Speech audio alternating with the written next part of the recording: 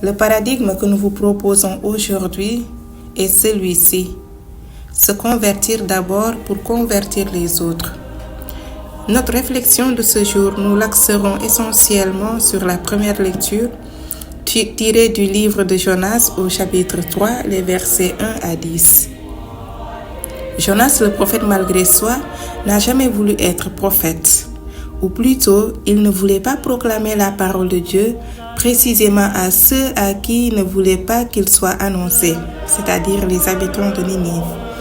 Mais Dieu l'appelle et en fin de compte, même de manière quelque peu violente, le force à être le porte-parole de son message.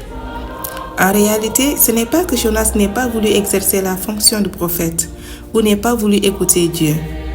Il ne voulait seulement pas aller à Ninive, une ville qu'il considère corrompue, un peuple qu'il considère corrompu et donc digne de punition sévère de la part de Dieu. Pourquoi y aller, se pose-t-il la question? Vaut-il la peine de proclamer la parole à un peuple décomplexé et corrompu? Nos jugements ne sont pas ceux de Dieu. Dieu veut offrir à chaque personne, à toute personne, la possibilité de se convertir. Dans la lecture de ce jour donc, nous assistons à une double conversion, un double miracle de Dieu.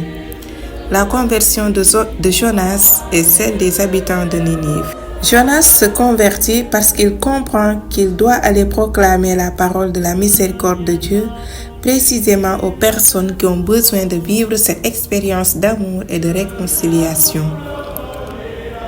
Quel message tirer pour nous aujourd'hui de cette lecture? Comme double est le miracle auquel nous assistons aujourd'hui, double aussi est le message pour nous. Ce texte nous révèle que sans la conversion personnelle, on ne peut prétendre convertir les autres. Sans un engagement de notre part, nous ne pouvons pas vouloir et imposer celui des autres.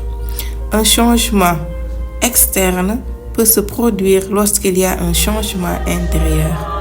Chaque changement commence par soi-même. Chaque changement est le résultat d'une rencontre qui permet de changer en premier lieu.